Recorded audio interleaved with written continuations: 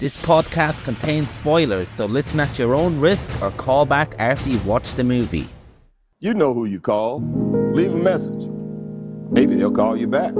Then again, maybe they won't. We're having ourselves quite a little game of phone tag here. Ring, ring, ring. I usually get this guy's answering machine. I'll call you right back. If you're there, please pick up the phone. I really want to talk to you. I check my fucking messages every day when I come home from work. My answering machine, zero. I got a blinking light. All I have to do is pick up this phone right here, inform the cinema, and your plan's kaput. No, I ain't got no phone. I had to pull, because people calling all the time, and who needs the aggravation, right? Interruptions. Hey man, I hope you don't have any trouble hearing me. I'm on a fairly busy road. Not too windy, but just dropped the little one off to nursery. Friday morning, walking home, early October, gorgeous autumnal day. And last night I watched Event Horizon. I know you watched it yesterday as well, so thought I'd squeeze in a quick voice note here before work. With just kind of my initial thoughts on the movie. When I say initial thoughts, I first saw the film, I would imagine not too long after it came out. I've always had it in my head as like a 1992 movie or thereabouts. So I was a bit surprised last night to have a particular Prodigy song in the end credits that sort of placed it in a particular era. Checked afterwards, the film is 1997. That infamous year of Batman and Robin and the Avengers, and I think there's one or two other films that were like huge, high-profile action special effects blockbusters that underperformed critically and commercially, or certainly critically. And this film, I think, also underperformed, and has gone on to become a cult classic. So it's one of these things I often think about, these films that are initially underrated and therefore the majority of their life is overrated. Upon release, people don't quote unquote get it, and not that many people see it. It doesn't make that much money, and it deserved more. But then, because you get decades and decades of like this snowballing, it's better. First, it's like, it's actually worth watching. Then it's like, it's actually really good. It's amazing. It's brilliant. And before you know it, it's being labeled a masterpiece. And I'm very plugged into the horror community. And in horror, it's really one of the most acclaimed films of the 90s. It specifically in the horror fandom. And I don't know if it quite deserves that. I mean, of course it deserves however people feel about it. It's completely subjective, but yeah, it's a film that I had plenty of issues with. But just to start off with the positive, I mean, the production design is phenomenal. I mean, absolutely incredible. It's kind of, although there is a little bit of CGI and occasionally some really bad CGI with this like kind of zero gravity gloops of whatever that liquid is, I'm not sure. I should probably caveat everything I'm saying here with the fact that I was very tired last night. I was kind of dozing off. I did rewind and revisit everything that I missed. So ultimately I've seen the entire movie, but of course it's not supposed to be watched. It's supposed to be watched fully alert the entire way through because it's a very intense film, and I think it does it a disservice to be a bit sleepy. But anyway, the first half of the movie, certainly I was wide awake, and it starts off pretty strong. You've recently watched all the Alien movies in preparation for Romulus. I haven't seen Romulus yet, but I tagged in for a couple of them and watched Alien 3 and Alien Resurrection, which are, I mean, certainly Alien Resurrection, I think, is the film that I might closely associate with Event Horizon. I mean, Event Horizon owes a massive debt to Alien as a franchise, as a movie, as do many sci-fi films. Certainly any kind of like space crew. I mean, I guess one thing that you can say about this film is it's actually not an alien movie, and it might be the only space crew, horror sci-fi film that isn't an alien movie. So that's good. But the mixture between that sort of industrial blue collar working environment, functional environment, with a very heightened art style. In the case of Alien, that's H.R. Geiger or Giger, however you say his name.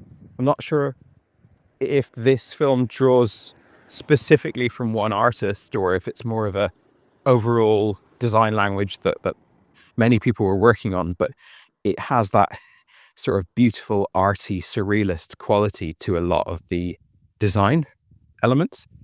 And yeah, the production design is incredible.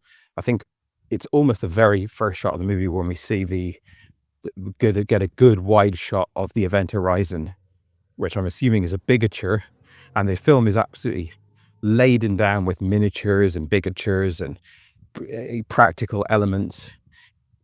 It's often practical elements that I struggle to even work out how they pulled it off.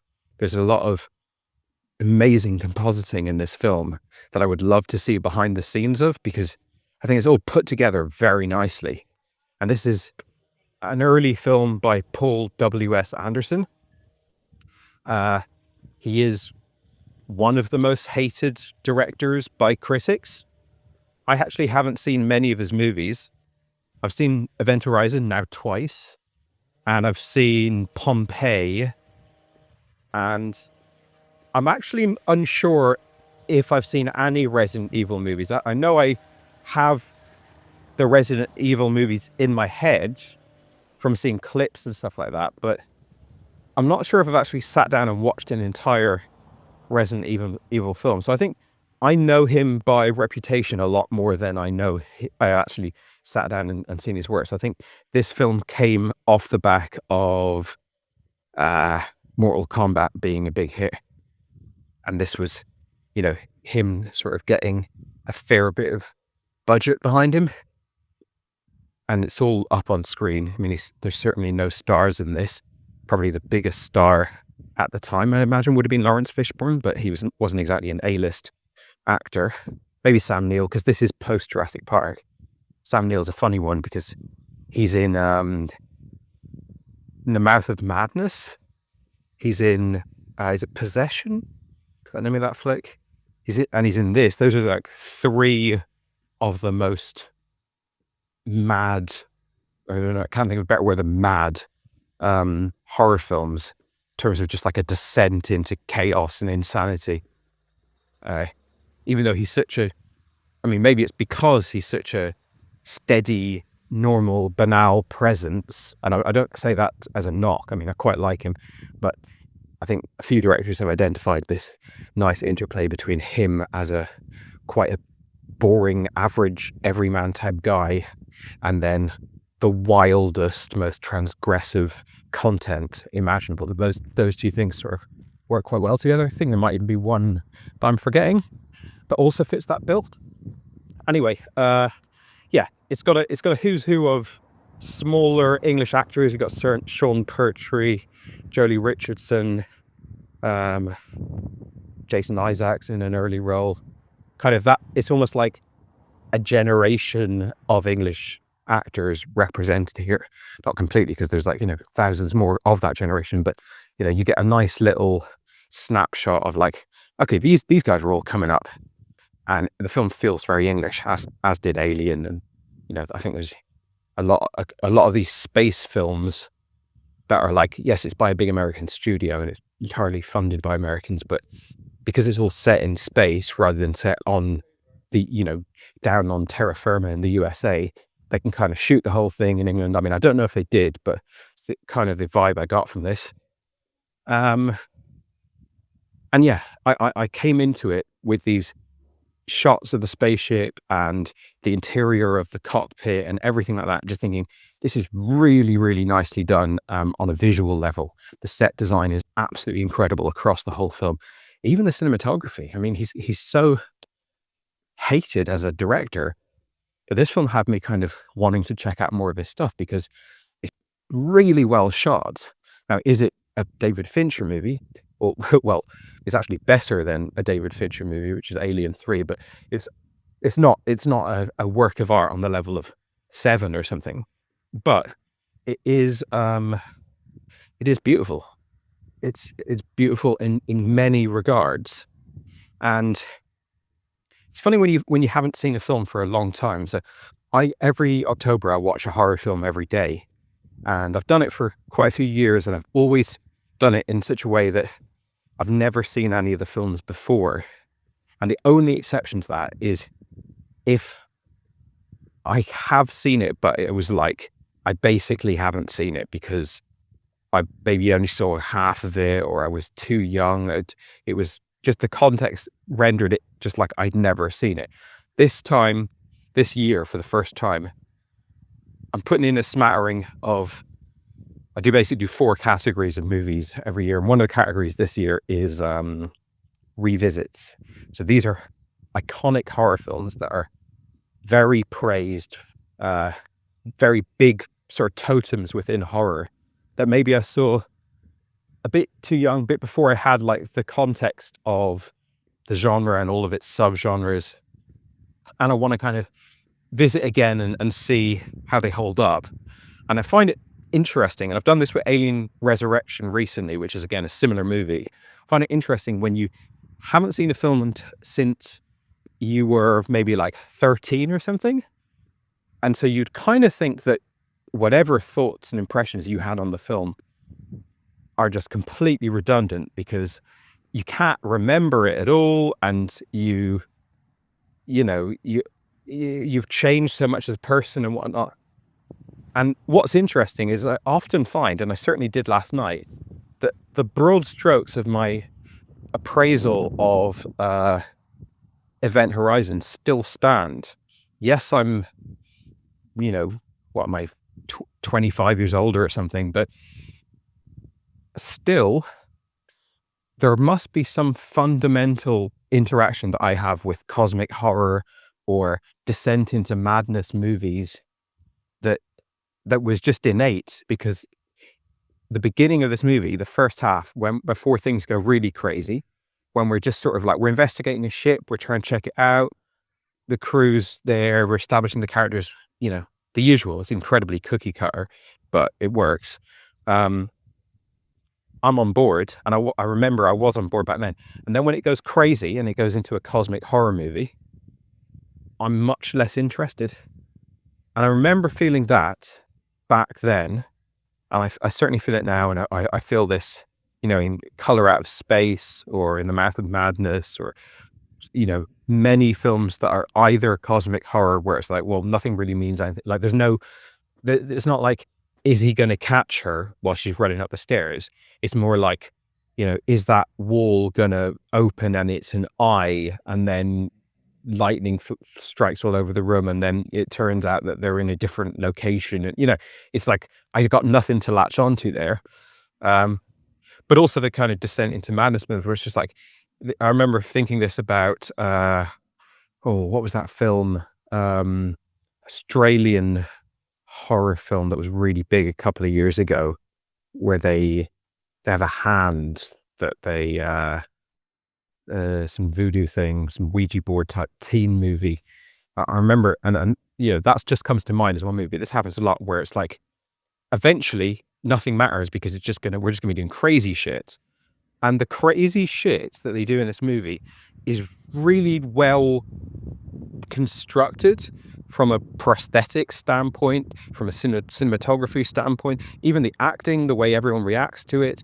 It's good stuff if you're into that, but I'm just not into that. I think the one difference between this viewing, there's probably lots of differences I can't remember, but the biggest difference between this viewing and the one I had in childhood is, I remember in childhood finding it a very grim, bleak movie, just a very dark and heavy movie, like dull. I don't mean dull as in boring, but depressing and just no fun vibes at all. And I think that's the difference between 25 years of watching films, is obviously now I'm appreciating so much of the filmmaking that back then were just not have really been on my radar. So thinking about how they made some of this stuff and the love that has gone into this film, which is not something that you hear people saying about a Paul W.S. Anderson movie, but in this case, and I don't know if it's from him or from, you know, the special effects people or you know, who I would really sort of credit this to, but this film has been made with so much. It's such a celebration of this type of film. It's such a, we grew up watching Alien and Aliens, and now we want to do our shot at making this type of film. So there's a lot constantly to admire. Clever cuts, clever visuals, but it all doesn't really amount to much thematically, narratively. The idea of the spaceship's gone to another dimension and that dimension is hell.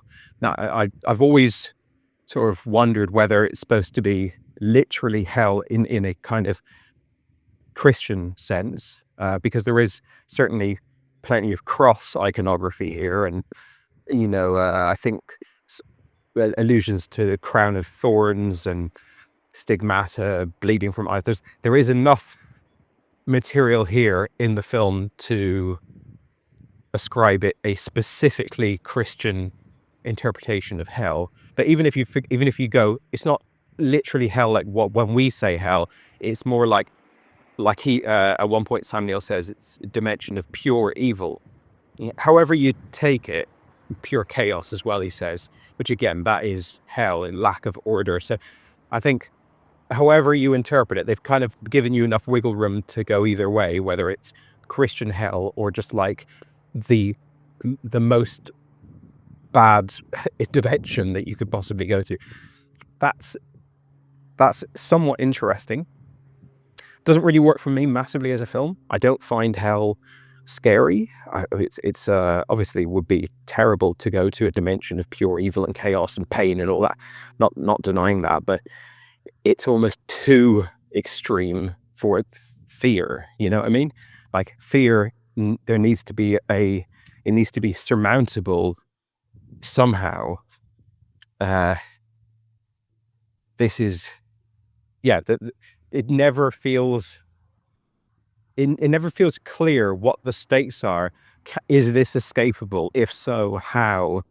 So you're watching a lot of good ideas and good scenes, like the airlock scene, and is Lawrence Fishburne going to be able to catch him in, the blood coming out of his eyes and zero-G? Like, it's beautiful, it's great. There's so many cool things. The woman running after her son, and then she just falls straight through a hole, like smashes into the ground. That's awesome. So many times where people seem to be doing their own stunts. I think there's a great shot of Sean Pertwee jumping out of his piloting chair away from like a whole bunch of sparks or flying everywhere and crashing into the ground. Lawrence Fishburne flailing about, like literally on fire. Surprisingly game cast here. And so a lot of the time I'm watching this madness and I'm going, this is really well done. If I was into this, if this was my jam, then I can see why this film is so beloved. Because if you like cosmic horror, or you like surrealist horror, you like, you know, mad chaos, you know, all that shit, then, you know, you're not going to get many better versions of it. Again, this is why Hereditary doesn't really work for me. Yet it is probably the most celebrated horror film of the last 20 years.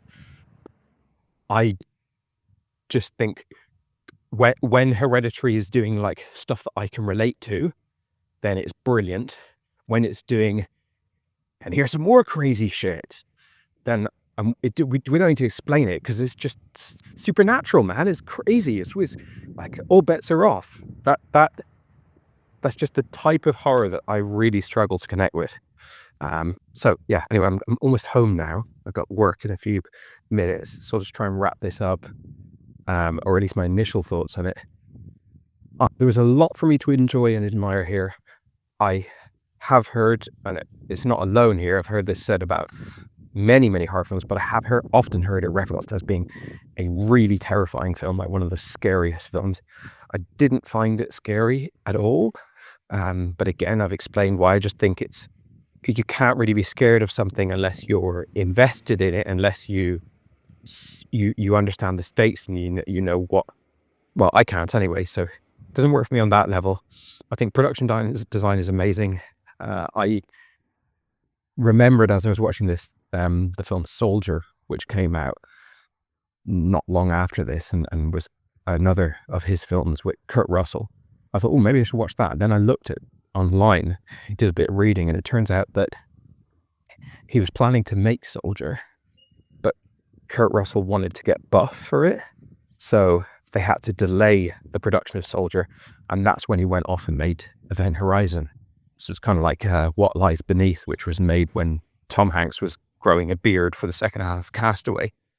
Apparently, Soldier, the production was ruined by a tsunami or some sort of natural disaster, and they ended up having to shoot loads of what would have been really cool exterior scenes in sound stages, and that was considered to be one of the things that sort of ruined it.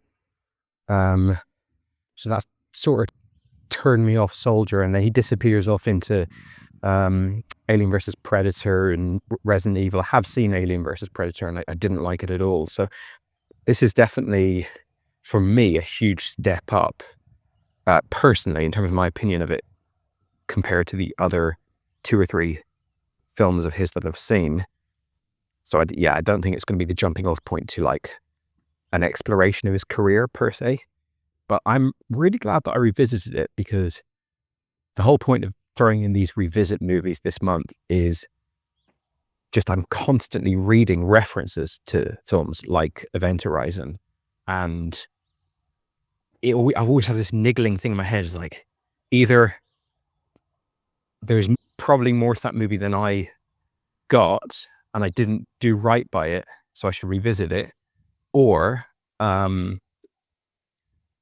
maybe just like, I reckon that film is so fun, I should be just watching it again, because even though I probably will feel exactly the same way about it, it's just such a fun, good movie that let's just throw it in there. I don't really watch movies over and over again.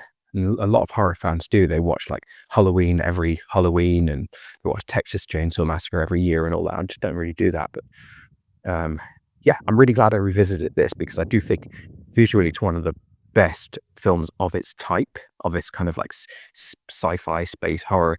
Is if it had been made 5 years later, it would have been drowning in horrible CGI, and you just get a little bit of CGI. I think if some amateur CGI person wanted to take it on as a project, they could probably spend a week improving some of those effects, some of the like floating liquid bits. It's not much. There's very little in this movie that needs to be improved. And I think with just a few tweaks, you've got a film that's, certainly looks better than the Marvel movies, that's for sure. It's like sometimes I'm watching a dialogue scene in Event Horizon, I'm just looking at all the details and the sets in the background that they're walking around in. I'm like, this is gorgeous. This is phenomenal. So well done, the fidelity of it. Whereas if I'm watching Iron Man walking around, like everything in the background just feels like some really milky, shiny matte painting, but not in a good way. So I'm really glad I revisited it for that reason. And I'd love to see like remixes of this movie, or like, music, like just cutting it together. I think there's enough visual gems here that you could watch it. You could certainly watch it on mute. You could be projected in the back of a concert or something as a piece of narrative art. It drops down for me, but yeah, a lot to admire. Anyway, let me know what you think. Gonna hit the old office now. So yeah, hope you enjoyed it at least as much as I did.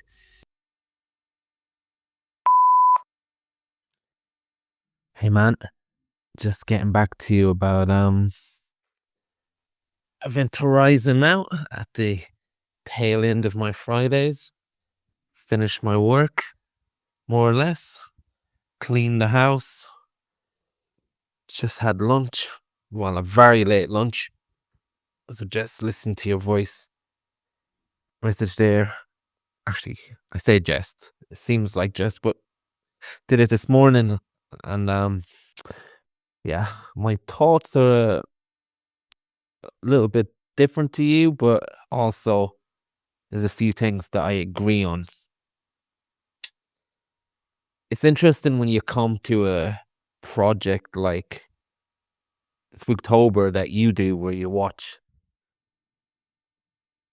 a horror movie a day for October, and I never knew about your criterias and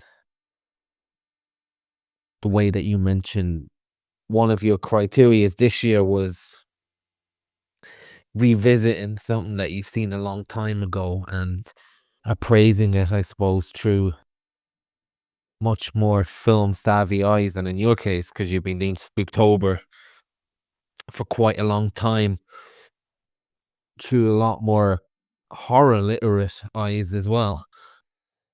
Although the things you've appraised from it seem, it almost seems that the horror aspect of it and the genre you were hoping to come across and engage with is the least amount you've talked about aspect wise of this movie anyway. Now, the other thing is, when you're doing something as part of a project or a part of an event, you're not really watching the movie. I guess the ultimate viewing experience of a movie is that type of Friday night hoping to have a good time, or maybe if you go to the cinema, you're hoping to have a good time. That's how most people approach watching a movie, I would say. And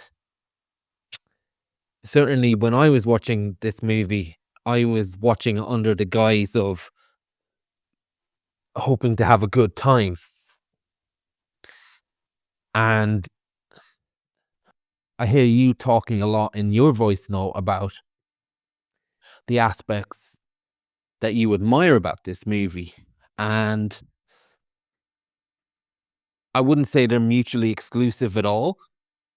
Certainly not from my experience, but I can see why you, who's undertaking this project of watching a movie a day in the horror genre, is going to get a lot of things from movies that you watch over this month that maybe somebody like me won't, because I'm just trying to have a good time. So I don't think this film is a good movie. Now, that doesn't necessarily mean to say I think it's a bad movie, because I certainly don't think it's a bad movie either. And that's what I was bracing myself for watching it, because I had heard all the negative things. I've heard about Paul non-Thomas Anderson's Paul W.S. Anderson, as it says here. I've heard about his reputation. Let me just have a quick look of his filmography to see what I've seen. I've liked the Mortal Kombat movie from 1995. Don't remember anything about it. Seen it as a kid. Never seen a Resident Evil movie. I was warned off it. Hated the Alien vs. Predator movie. I can see here he's done Death Race and The Three Musketeers from 2011. Pompeii I've never seen. Monster Hunter, which is another game adaptation, curiously. Didn't hear about that up until now. And I think now he has one coming out called The Lost Lands, based on a short story by George R. Martin. So I was very much aware of his reputation, but I don't really care about that. So I had very low expectations coming into this movie. And for me, as the youngins say, it's mid. You heard of that expression. I'm proud of myself for that one. But I can see why this movie is a cult classic. I can see this I can see why this movie is highly regarded, and I can see why it might offer something that is very much lost from movies, maybe say the last 15 or 10 years. It's interesting because you sent me another voice note the other day about a movie that I haven't seen that you just briefly mentioned. I think was it one of the Creature of the Black Lagoon series from the 50s? And you talked about how that movie wasn't particularly scary for you, and there's people in rubber suits and whatnot, and it's very much of a product of a bygone era, if I'm not mistaken. You said something along those lines, and not to misquote you, but I feel like Event Horizon is a product of a bygone era, that and a type of movie making that doesn't exist anymore in a way. And I'd love to know, as part of a survey or part of the Reddit threads that you frequent, what is the age group of people who revere this movie? Because very much like there's probably people who've come across these movies from the 50s, these horror monster movies, and there's a charm. And I'm only guessing because I don't watch these movies. You'll be able to tell me a lot more, but there's something that's in them that has been lost along the way. And I feel like there's probably two types of people who will really like this movie: babies of the 90s, and maybe young cinephiles or young horror fans who are probably overwhelmed and bamboozled with CGI ghosts and demons and all sorts of things from their upbringing for the last 20 years. And then you come across this movie and you can't really help but be anything other than very impressed by the set design.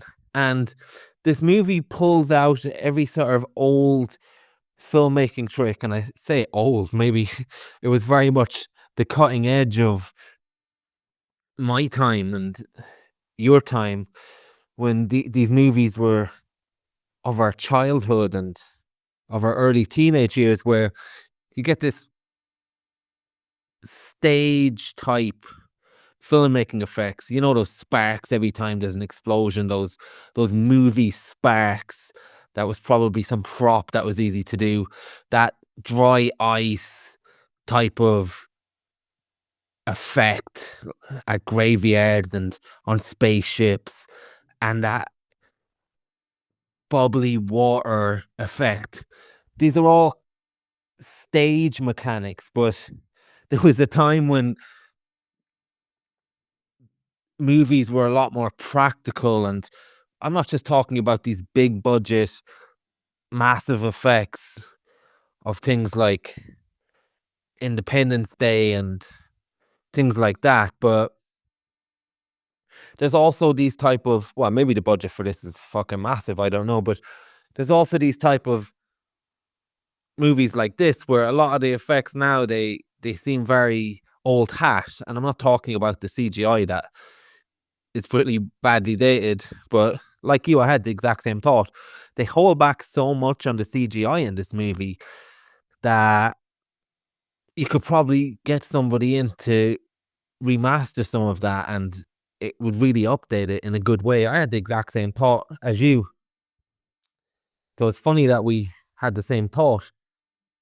And besides those type of effects, I really liked the sets and the stage, as you mentioned. There's a lot to really like, and there's a lot to keep your eye interested. There's the corridors in this movie when they're walking down, and it's no smaller word to say that I was often mesmerized at it at the time, and it's probably also because I found the script so bad and the action itself pretty pedestrian, but there was always something to latch onto in terms of the incredible sets and even the place where that sphere was, that black hole device. Even that stage, it just seems so massive and it just seems so real in a way.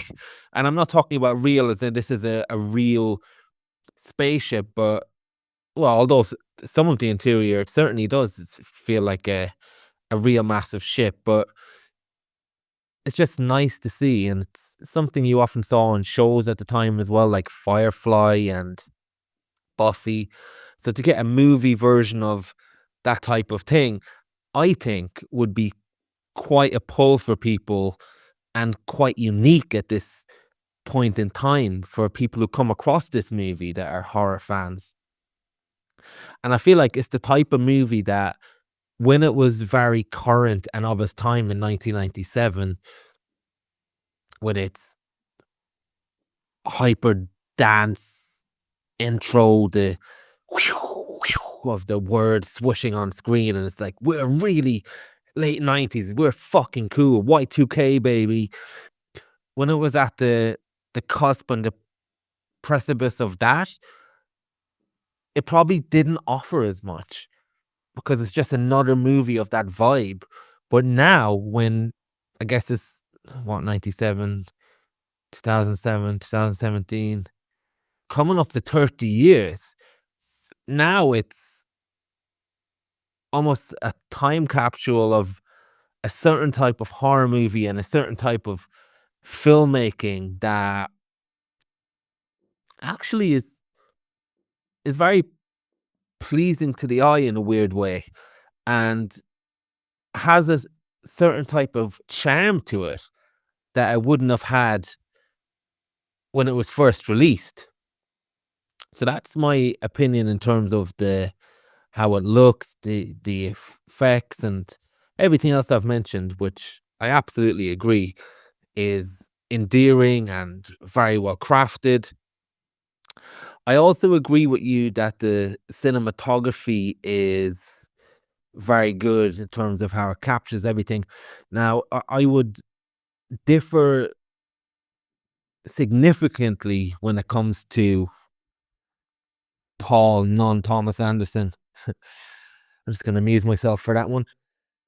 I think his directing is pretty bad and his shot choice is pretty bad as well. And I remember we watched a movie from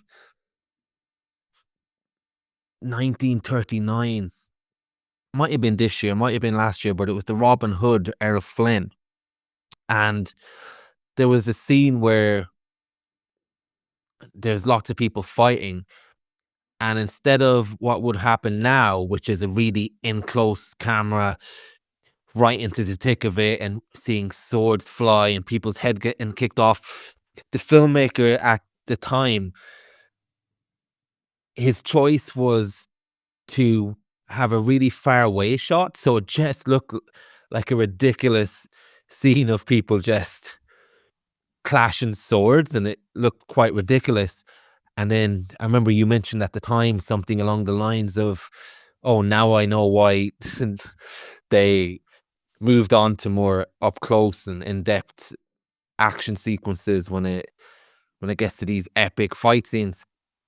And I feel like with Event Horizon, I felt like some of his shot choices didn't protect the atmosphere, didn't protect the vibe. Like there'd be some shots where it's meant to be very scary and there's meant to be something trying to come through the door, and then the camera would not pan backwards, but he'd choose a shot quite further back, a little bit overhead, and you just see these people scrambling, and it took me out of the scene, and it made things seem quite ridiculous. And I thought more often than not, well, maybe not more often than not, that's unfair, but quite often there was shot choices that undercut the scariness and undercut the tension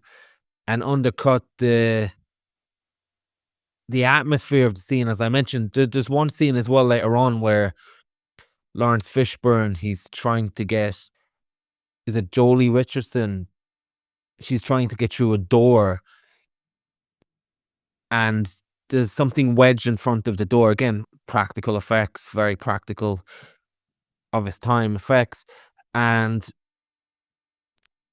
she's trying to get through the door, and some tension is managed to be crafted from that scene. But then there's an extra shot in between of a hand on a still shot of Lawrence Fishburne and a hand of Jolie Richardson. And it's in between a moment of tension, and after that becomes a moment of tension and thrillingness. But that shot in between just, it reminds me of, and this is a deep cut, it reminds me of in Theme Park Manager when you used to have to try and negotiate salary for your staff. The game was that a hand would have to stretch out, and then the other hand would have to stretch out, and where the hands meet, you would make the deal on the salary you would choose. And that's what that scene looked like. It was just really badly staged, and there's quite a few moments like that where he just gets in the way of himself. The set is there, the cinematography is there, there's lots of things there, but I felt like this director got in the way of it a lot. And I think he also didn't protect his actors with how he stages some scenes and how he stages some cuts. Sam Neill and Lawrence Fishburne, not that they'd be the most amazing actors in the world, but there's just a few scenes where he just doesn't protect the actors in terms of how he arranges things. There's one scene where Sam Neill has a dream, and then he just goes, ah, and it just comes out of nowhere, and it cuts back, and it just seems like bad acting. And Lawrence Fishburne is a better example of this, because there's a fine line between Lawrence Fishburne, Morpheus, and this type of Lawrence Fishburne. And there's times where it just doesn't help him, and the script doesn't help him as well, where it's either Sam Neill or Jolie Richardson has a theory, and then he says, well, what is the theory? And then she says the theory, and then he says, well, I don't have time for that theory now. I don't have time to hear what you have to say. And it's just the way they construct his delivery, and maybe it's more of a script problem than a director problem, I don't know. But how the movie was shot in those moments, along with the bad script, just didn't protect some actors that I can normally enjoy as much. Now, you mentioned if this is a question of, is this movie scary? Now, for me, and it might have been got to do with the copy I had, but the dialogue was quite low speaking. So when the early jump scares happened, when I was watching, I did jump quite a bit, but the sound is so loud. I'm not sure if I jumped out of my seat because of the sound or what, but it is that early scene tension before we know what's going on that's done quite well in this movie, with the glove scene where one character jumps out of their skin, and later on we're hearing the crew log. Very simple alien stuff, like you said, but always effective. Now, the main quest itself, I've played too many games, but the main story itself, I liked it. I like the idea of it, but as far as the story goes, that space itself almost seems like a nihilistic proposition. And there's a lot of movies where there's a subgenre of what we call spiritual space, where it's all about man going into the void, searching deep into his soul. There's movies like Interstellar, like Space Odyssey 2001. But to do a spiritual space movie, but bring hell into it and bring the most fucked up place man or woman can go, is a nice merger of concepts.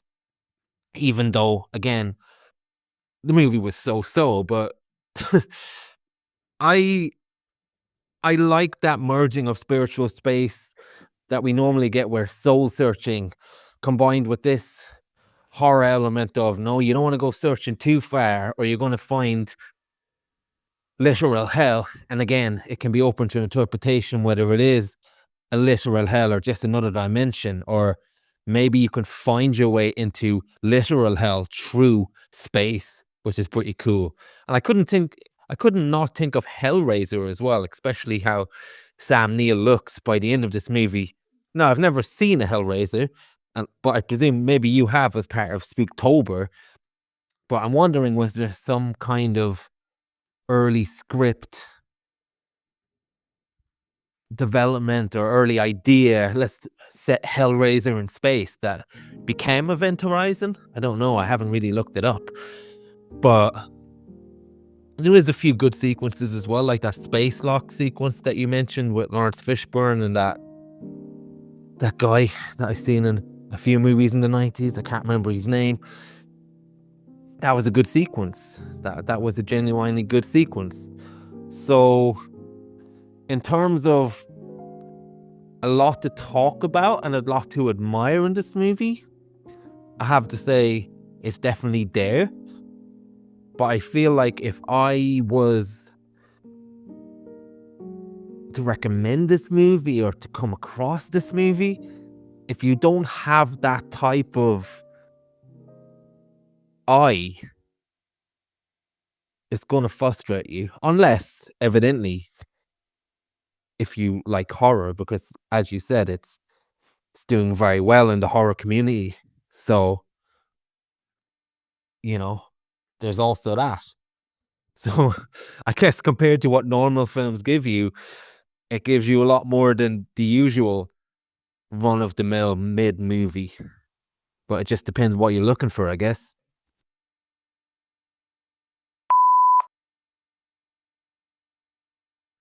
Yeah, that guy, that actor from the airlock scene, when he popped up, I did recognize him. I wasn't sure what I'd seen him in, but I remember saying to my wife, he looks so like John Bon Jovi, but not exactly. It's not like indistinguishable, but just coincidentally looks a lot like him. Then I looked him up on IMDb. Not only is he in the music video for Always, one of the best Bon Jovi ballads, but he's also an actor in the film U-571, Matthew McConaughey submarine movie from the early 2000s. And if I remember correctly, I think Bon Jovi's in that movie. So he's got a bit of a Bon Jovi affiliation there. And the Hellraiser thing, yeah, that definitely came to mind. It's a very, I mean, you're saying you haven't seen Hellraiser. This is a very Hellraiser movie. So I think I've sort of mentioned this in my previous voice note, but I really don't like descent into madness movies, cosmic horror movies, surreal. It's all crazy. Like, it just keeps getting more and more crazy.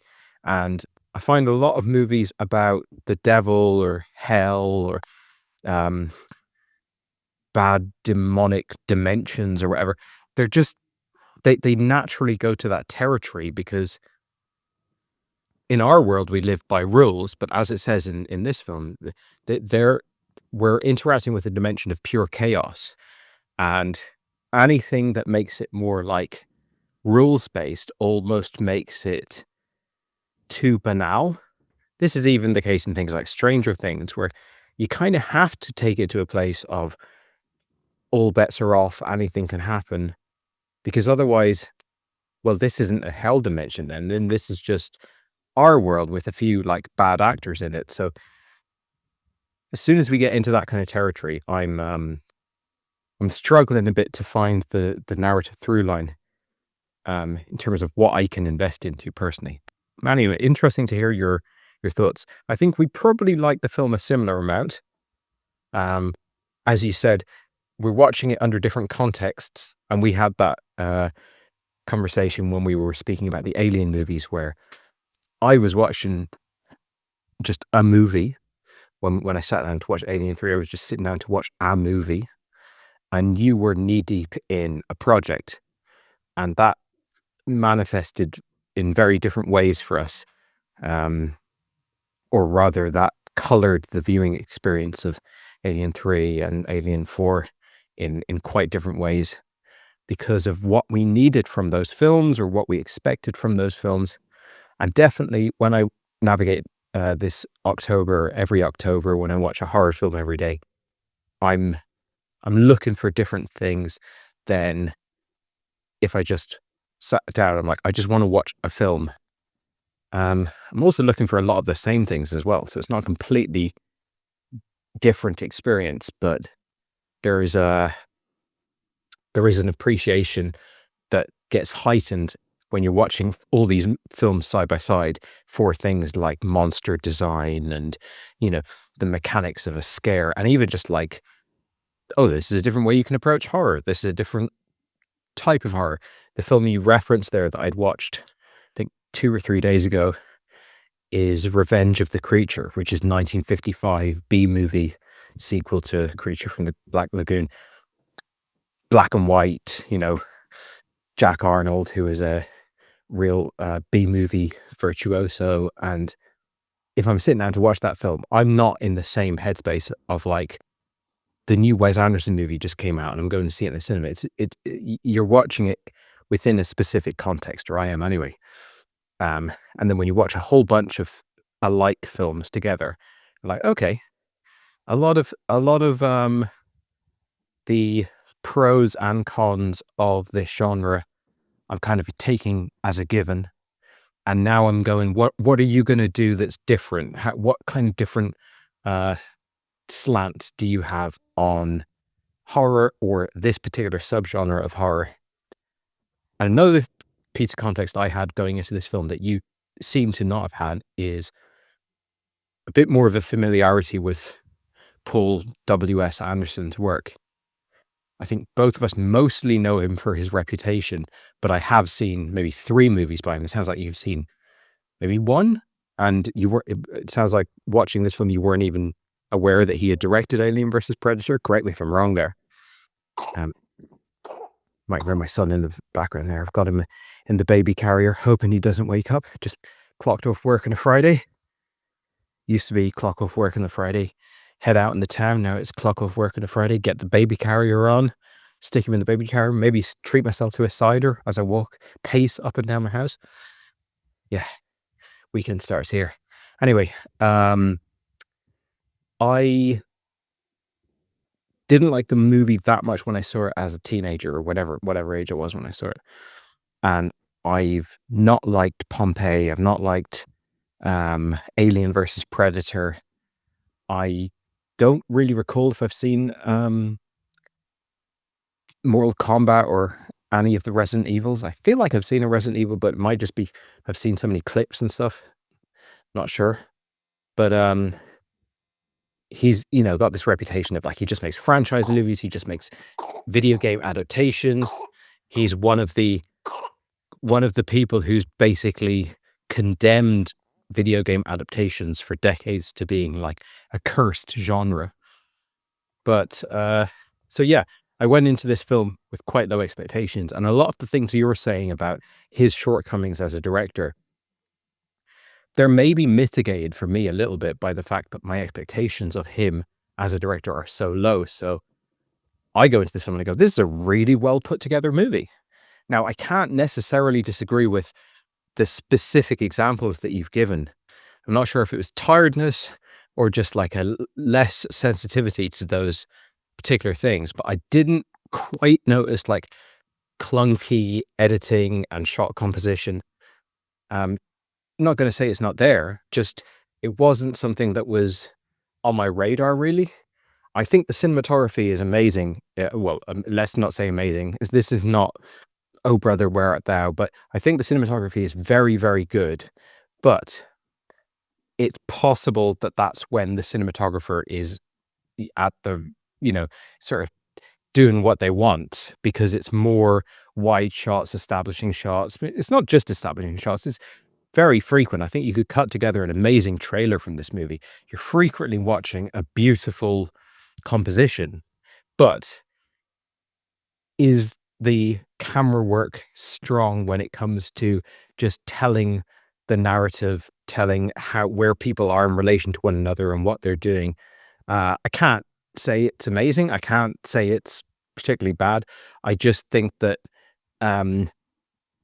with how infamous a director he is, I maybe would have forgiven some of the clunkiness. I mean, right from the beginning of this film, you're having to switch off the part of your brain, or at least I am inclined to switch off the part of my brain that's like in any way appraising it against Blade Runner or some sort of higher class sci-fi masterpiece. Even though I personally much prefer this film to the Dune films, the Dune films are high class movies made by an auteur genius filmmaker with the best cinematographer, the best editor, the best everyone involved there are the true artists of our time. So you get a level of finesse that you don't get with this. As you said, it's cheesy. Some of the cuts are like, okay, we're watching a camp horror film here, but none of that really dragged me down. I think that my issue with the film is a personal one rather than something that I can really be too judgmental of, because I just don't like the genre. I don't like cosmic horror. I don't like crazy madness movies. I think if you like that stuff, it's the same reason I don't really like Hereditary. I acknowledge that if you like that stuff, Hereditary is a masterpiece. And I think if you like that stuff, this is a very, very strong film. There's not much I can complain about. Coughing away there. Could wake up at any moment. If he does, I'll pause this. But yeah, I think I come away feeling probably a similar amount of affection as yourself to the film. And that's because ultimately, as you said, you watch these films to have a good time. You're not supposed to be watching this film in a kind of intellectual way of just like admiring the technical elements in a reserved fashion. You're supposed to be swept up in the adventure and the intensity of it. And it doesn't work for me that well on that level because of I just amn't scared, and yeah, of course they're in enormous peril, but it's very ill defined to me what they're up against and how they can get out of it, and if they can get out of it. It's just, yeah, it's up in the air. I need something a bit more grounded personally. But yeah, I did enjoy it for what it was. You were talking through some of these like scenes that were very stunning to you, like, just them walking through corridors and stuff. It is amazing. It's absolutely incredible. Like I'm reminded of the scene where Sam Neill is crawling through what is kind of the shape of a ventilation shaft, but it's entirely lined with computer circuitry and very well lit computer circuitry. It's just a stunning visual. And I don't think you're going to be able to find a 3-minute sequence in this film that doesn't have at least one stunning visual in it. It's gorgeous. It's so imaginative. It's so maximalist. It's constantly throwing so much stimulation at you in a really, really good way. And I don't know if that happened accidentally. I don't know. Like, I don't want to be overly condescending and just kind of assume that there's no way that Paul W.S. Anderson is capable of doing this intentionally. But maybe CGI killed him. Watching this film, I was a little bit melancholic for the loss of films like this, the loss of this craftsmanship. You mentioned all of the old school techniques. It's all Georges Méliès stuff, really, isn't it? It's all in-camera trickery or compositing a couple of real photographed elements together. And when I think Paul W.S. Anderson, and again, I'm thinking Resident Evil, I'm thinking Pompeii, which is not one of his most famous movies, but one I happen to see. I'm thinking CGI fest, the CGI all the way. And, you know, this film with all these beautiful effect shots replaced by CGI would be a much, much lesser film. So, yeah, that's part of it, I think. Couple of other strands to pick up on from your voice message.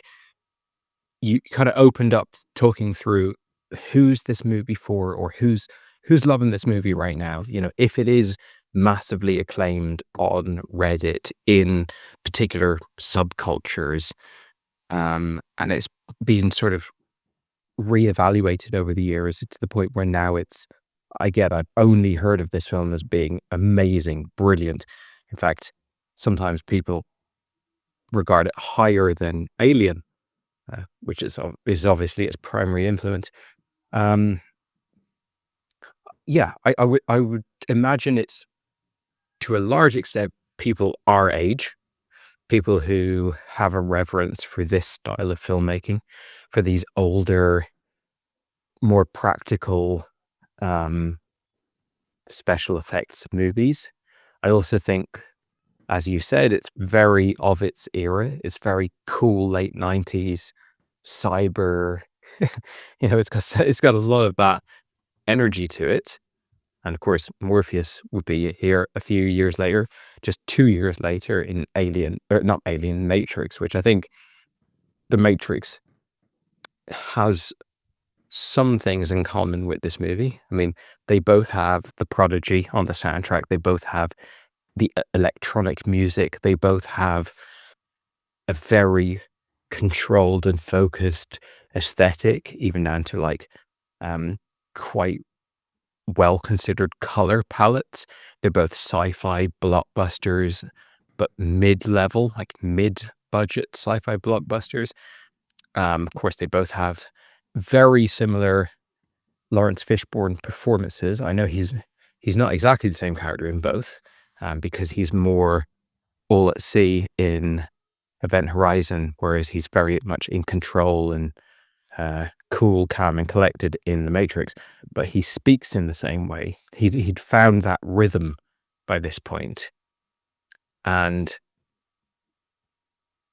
yeah, I think there's other similarities, even just in the fact that they're a bit trippy. You know, they're both films that you can imagine having a bit of a sort of stoner following, certainly The Matrix to a large extent. But I think the difference for me is The Matrix is so thematically deep, and it prompts so many questions about our world and reality, whereas Event Horizon,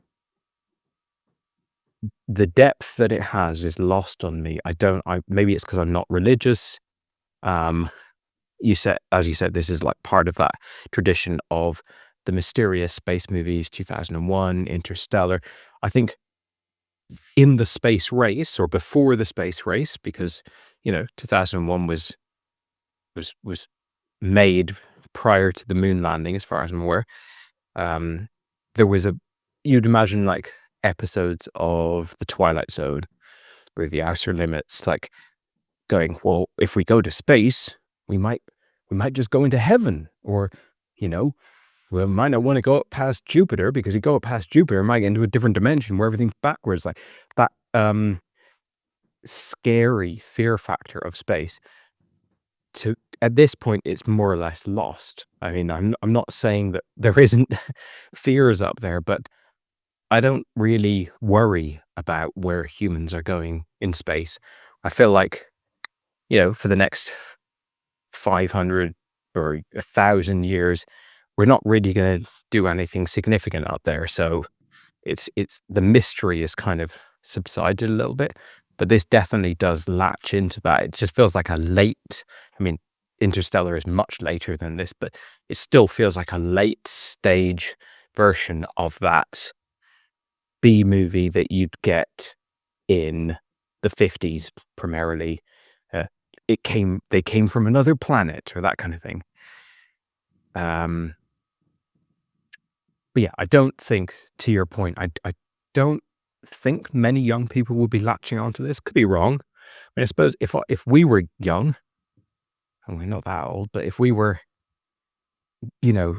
starting our exploration of film and, happened to latch onto the horror genre as something that we wanted to explore, sure, we'd check this out, and we probably would get some value from the fact that it's all practical effects, or almost entirely practical effects. There's a little bit of sort of the beginnings of CGI here, but, it's minimal and it's the worst effects in the movie. I wonder, though, how much we'd be able to appreciate it or contextualize it, where we watch it now. And as I said, everything in this movie, every shot, like every stage you see, every background, every bit of equipment that they use, every uniform they have, I think is stunning. There are probably artists working on this film, like the main art director, main production designer, that I don't know the name of, but are major responsible parties in how much I like this film. And it might be interesting to dig a little deeper, go down a real nerd rabbit hole and see what they ended up doing, because it could be the case that they're actually, the through lines with other great 90s movies, maybe Terminator 2, stuff like that, because Paul W.S. Anderson doesn't really seem to be the through line to other films of this quality. And I know you said it was mid. I think it's nothing too special, but I do think it's probably a lot better than my personal like of it, because of my just lack of interest in this genre. Anyway, circling back, because you said I didn't really speak to it as a horror film. Yeah, I struggle with sci-fi horror a lot of the time, or horror comedy, horror movies that have one foot in an entirely different genre. If they're not scaring me, and bear in mind that very few horror movies scare me, because fear is so subjective, and as much as horror is my favorite genre, 99% of horror movies are not going to scare me, and it's probably true for most people, unless you're very sort of susceptible to horror. But if a horror movie is in two genres, it's horror fantasy, it's horror sci-fi, it's horror comedy, it's horror like whodunit thriller, and it's not scaring me, then I just sort of immediately intuitively switch into just watching it as that other genre. So for me, watching this film, even though it's really grotesque and it's clearly trying to use horror staging all the time, I just look at it like a sci-fi movie, and evaluate it on those terms. So I guess that's why I didn't really talk about it much as a horror film.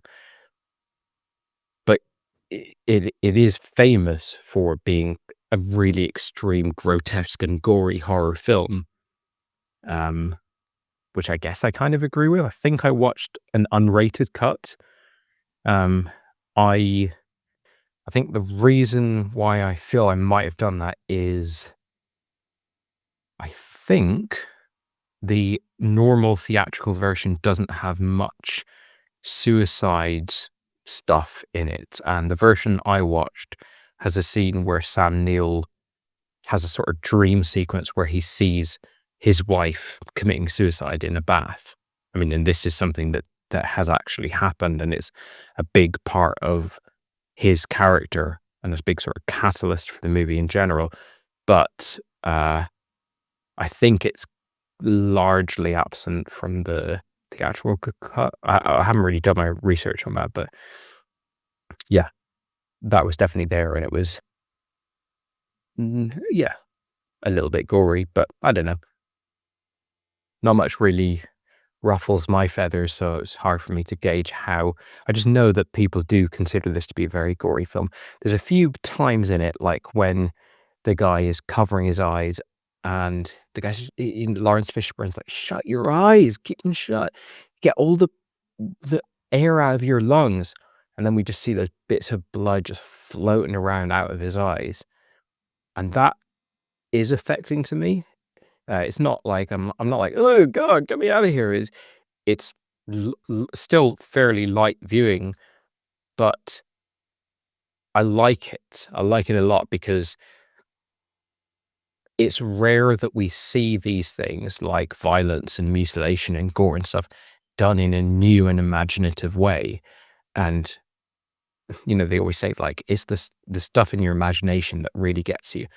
Lawrence Fishburne saying, just push all of the air out of your lungs is so much, it gets under your skin so much more than, for example, Jason Isaacs all split open and hung up on hooks. That's like, okay, I'm just looking at a prosthetic. It's not really playing at my brain in any interesting way. Anyway, been waffling on about this movie quite a long time. So I guess sort of winding it down to final thoughts. Again, glad to have seen the movie. Disappointed that it's not just movie one in a body of work by a director that I can then go and explore and keep getting this hit over and over again and seeing if it's improved on.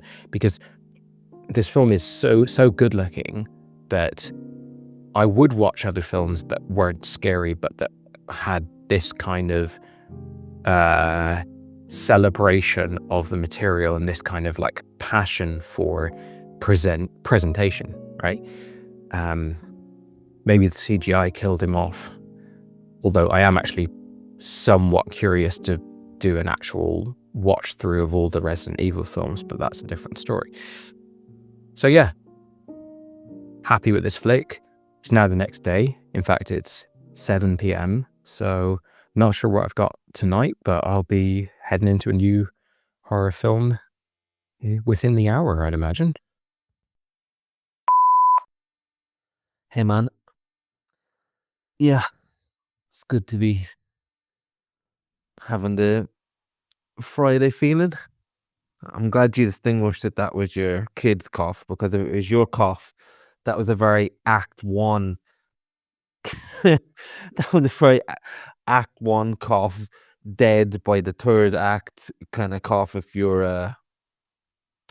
was an adult cough in a movie, that's the type of cough that someone gets in Little Women. Yeah, do you know how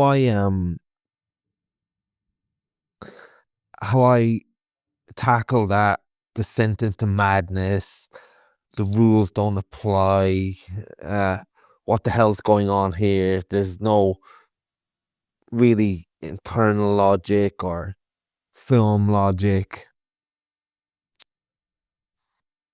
When it comes to that supernatural type of thing, I just kind of put it, and I know this is a cheap way of doing it, but it kind of lets me in, and this is something that you struggle with quite a lot, don't you? I just put it in my head that this is just a type of logic that human beings couldn't possibly understand. And the point of how absolutely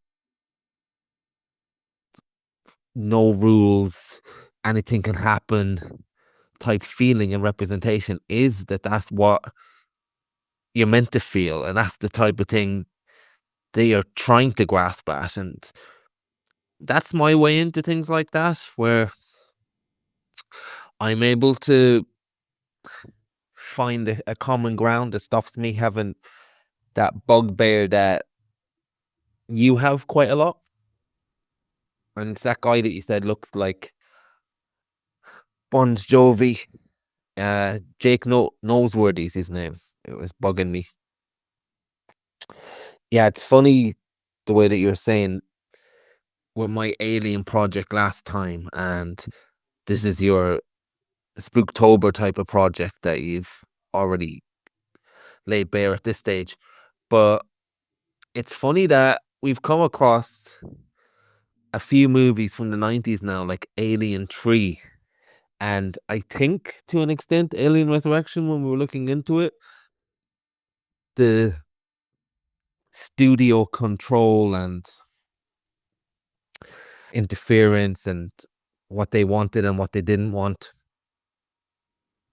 Well, apparently with this movie, there is about 30 minutes of cut footage and lost footage that may be on a VHS somewhere that had to be cut because Titanic ran out of money, or not exactly ran out of money, but went over money, and they had to divert some of that budget. So apparently, Paul W.S. Anderson was told to cut and change quite a lot of the movie. And again, like Alien 3, we can speculate where and what and when this occurred in the script and everything. But there was one moment where I felt it, where we have this whole sequence of all the crew members getting messed up. And then my partner turns to me and she asks, "Where's Jodie Richardson?" And she hasn't been around in a while at this stage. And I also was thinking, oh yeah, I forgot about her. And we just find her knocked on the head and knocked out. And I can't help, there's a whole sequence and a whole subplot that got cut, and that just is really felt in terms of the editing, in terms of the story, and in terms of everything with this movie. There's quite a few moments like that that probably has affected the script, and maybe it is more cohesive, or maybe it is more originally coherent, and some of the things make more sense if we did get that version. But again, that's very much speculation. And I will say, what this movie also has tied into it at times is that 90s type of blockbuster feel to it as well, with the music, the mystery, the this type of Spielbergian sprinkle that happens in his movies early on. We get a bit of that. And there's one character, I have his name down as Cooper, but I can't find. Oh yeah, yeah, played by Richard T. Jones. He is in his own movie in a way. He's in a blockbuster, and it's a completely different movie, and it's that type of wisecracking character that was around from the 90s, and he's in full that mode while everything else is going on. He's congratulating himself for repairing the ship. He's just really big and brash in his performance, and I have to say it started to grow on me. And then there's the part where he's fixing the ship and he just gets blasted into space, and you're thinking, oh, I guess that's going to be the end of that character's arc.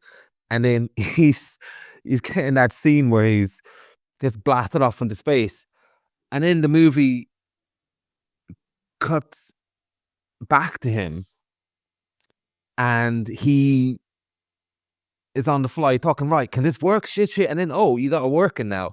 And you use that jet compression of yourself back to space. And he arrives at the window just at the right time to distract Sam O'Neill, and he gets shot, and then manages to survive that as well. And at this point, I'm thinking, and I turn to my partner and I'm thinking, I really want this guy to survive now. I don't think since that Daniel Faraday character from Saving Private Ryan has everyone and anyone tried harder to survive, except in the Saving Private Ryan, the Faraday character is is doing it in the most Weasley way possible. This guy is doing it in the most heroic. I'm gonna drag myself to get off this damned space station, and even though his performance and his acting weren't particularly good, in the context of that 90s type blockbuster character and just the sheer lengths he goes through to try and survive, it really grew on me. I was trying to think what else you mentioned there. Yeah, obviously we mentioned 2001 and Interstellar. Now that I think about it, this movie has a scene when they're explaining the wormhole that is completely out of Interstellar. I think it's almost the exact same scene in how it does it, if I'm not mistaken. But another movie this movie reminded me of in the most darkest way possible is Solaris, except the most hellish version of that imaginable, where they're having hallucinations and of their dead loved ones, and there's a bit of that in this as well. It's a lot of stuff that's there in this as well. The other thing was, yeah, I did get the Sam Neill crushing his own eyes version as well. So it looks like we watched the same copy. The other thing to mention as well, which I didn't realize, but apparently this movie is very influential in video game lore as well, and apparently it had a massive influence on the Dead Space series and one other series as well that I can't remember. But having played a bit of Dead Space, I can certainly see that as well, with the type of weird things you encounter on that space station and how it uses corridors in that way. It does have a bit of Event Horizon in its nucleus and its DNA. So the movie has quite a few legacies of sorts. But yeah, let me know what you got next coming up. Mightn't necessarily watch it, but there's a few that you did give me from your list that I'll definitely be getting involved in. So I'll be interested to hear your thoughts on some of those as well.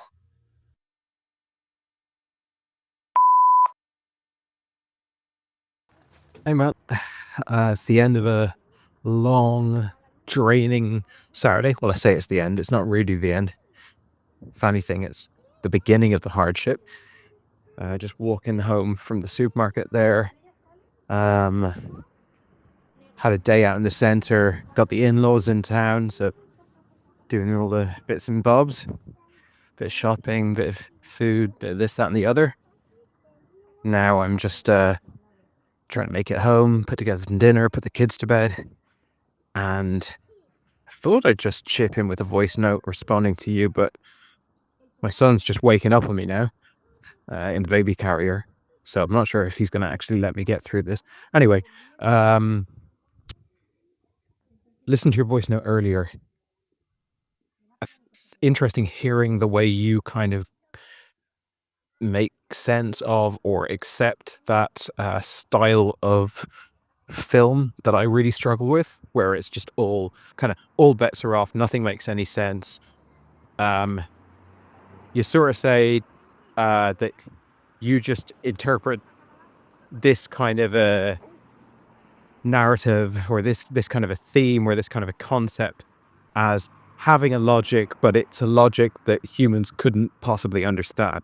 So it's like that is the scary element to it, or that is the that's what makes it sort of impressive or interesting, is that humans are kind of interfacing with a complete unknown, an insanity, or something just so outside of the realm of what we're equipped to deal with psychologically. I guess one thing that comes to mind when I hear you say that is a lot of these films ultimately do come down to personifying the mysterious entity or void or dimension or power or whatever it is, to the point where it's like it wants a particular thing. It wants to kill the protagonist, or it wants to stop this, or it wants that. And that kind of butts up against the treating of it as completely unrelatable, completely abstract, completely unknown. I guess that's what I struggle with. It's like a lot of the time I watch these things where you've got this incredibly powerful dimension of darkness or the most powerful being in the universe or something like that. And I think, why is this even a conflict? Why is this lasting more than a split second when the odds are so stacked against our protagonist? Why does the antagonist, and by antagonist it could be an actual individual, but it could be a power source, a dimension, just a force in the world, whatever it might be. Why do they want something as banal as killing this space crew or whatever? I mean, I guess you could say that it's like they just are all-consuming pain and evil and darkness, and so it's not that they've got an axe to grind against this crew per se. It's more that everything they touch, they tarnish with pain and destruction. But yeah, I don't know. I just always do find it hard to completely remove myself from trying to look for any logical through line, because it so often comes down to like a character speaking and wanting something and wrestling with someone and stopping this and stopping that. And that stuff does just seem quite terrestrial. Anyway, probably something that I'll continue to grapple with. I was talking to some of my coworkers about this, about how I generally don't like the sort of surrealist descent into madness type horror, arty horror films or whatever. Not that Adventure is arty, but he said, "What about The Shining?" I said, "Well, I do like The Shining. I like it a lot. I mean, it's a stunningly beautiful film. As much as Event Horizon is a gorgeous film in many ways, you can't beat Kubrick, can you? So The Shining is on another level when it comes to artistry. But thinking of it, the only parts of The Shining I do actually find scary are the bits where it's just the threat is a human. So the ending of The Shining, where Jack is chasing his kid through the maze with an axe, find that very scary. I think there's another bit where Scatman Crothers gets attacked by dogs, find that scary. Jack Nicholson breaking the door with the axe, that's scary. But the more surrealist imagery of like, look, there's no way of understanding this. Kind of going back to what you're talking about, there's no way of interpreting this through the logic that we use to understand our world. It is just something beyond our understanding.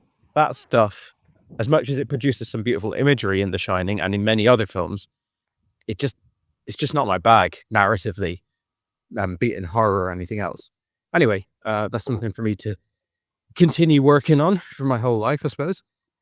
You mentioned that there were some production issues with this, maybe the budget and production of Titanic impacting this film, and that there's a whole bunch of material that we're not seeing. Well, I did hear that. I did hear that some of the footage is only available at this point in VHS form. I'd still like to see it, actually, no matter how bad it looks. But one thing I did notice, and it gets hard to judge this because I was very tired when I was watching it, and I was sort of dozing off a little bit in the second half.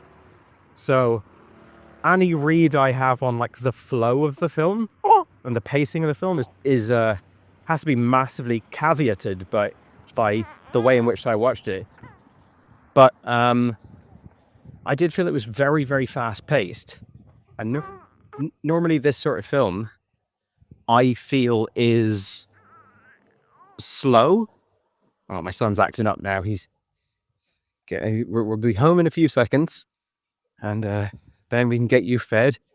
Might have to cut this one short, but yeah, normally this kind of film I find is very slow and very drawn out, and I'm like, come on, I know what we're doing here. I've seen this movie 1,000 times before, just let's go. And this one was actually almost too fast paced. You mentioned at one point being unsure where Jolie Richardson was. Can't quite remember that, but it fits in with my overall feeling about the film, where I would expect more scenes to be peppered in throughout this, because they arrive almost straight away. It's not like they're on the spaceship for like 40 minutes or something. It's like go time right from the beginning of this movie. Then they arrive. It's immediately clear that shit's gone wrong or something bad has happened. And then almost immediately it goes into like, hey, almost immediately it goes into this kind of quite quick fire scene after scene of mayhem, of people being killed and whatnot. So you're not really given much time to anticipate things or draw it out a bit. So I wonder if some of the pacing issues, if you want to call it that, and I very rarely complain about a film being too fast. It's usually too slow and drawn out. But in this case, it's a minor complaint of mine. I wonder if that's a symptom of these missing scenes or this hampered production that Paul W.S. Anderson was alluding to. On the note of missing scenes and stuff, you mentioned that you had seen him crushing his own eyes in, and that indicated to you that it was the uncut version. I don't know if that is a scene that is absent from the theatrical cut. Seems like a hard-ish scene to cut out. I guess they could have just cut out that shot, but the scene that I know to be, or as far as I'm aware, is absent from the theatrical version is a suicide scene of his wife. I don't know if you saw that, but there's a scene where she slits her wrist in a bathtub. So if you saw that, then you saw the same version as me, and I think that means that we saw some sort of unrated cut. But yeah. And yeah, interesting to hear what you said there about the potential influence on the likes of Dead Space. I think certainly I can see Dead Space, absolutely. And yeah, probably video games and sci-fi horror. Like, it just feels like a film that was important to a lot of people. I was out in town today and popped into a bar where my friend works and mentioned to him that I'd watched it. He was like, oh, I love Event Horizon. I got that reception from a couple of people that I've spoken to. So, I mean, I already knew it was a bit of a cult classic within the horror community, but I think for a lot of people, this is a film that people find really, really scary, really, really gory. I think to both of those things, we're probably a bit desensitized. And also, I suppose, just being, if you think about it, even though my knee-jerk reaction was to look at this as being like a very generic movie, like Alien, that kind of thing. But actually, when you put in the horror and you put in the gore and you put in the late 90s vibes and stuff like that, it is kind of doing its own thing. And I can see how people could really value this quite highly if this is their bag. But anyway, I think for both of us, it's probably a film that we've appreciated that we watched because it is so well put together in terms of the sets and stuff like that. But yeah, I don't think either of us are going to be regarding it as one of our favorite films of the 90s or anything like that. Yeah, anyway, good solid flick. I'm already a couple of movies away from that now. Well, last night was The Eyes of Julia, or Julia's Eyes, I think it's called in English, which is a Spanish horror film. And then I've just got home, so I'll be watching another horror flick in the next hour or so.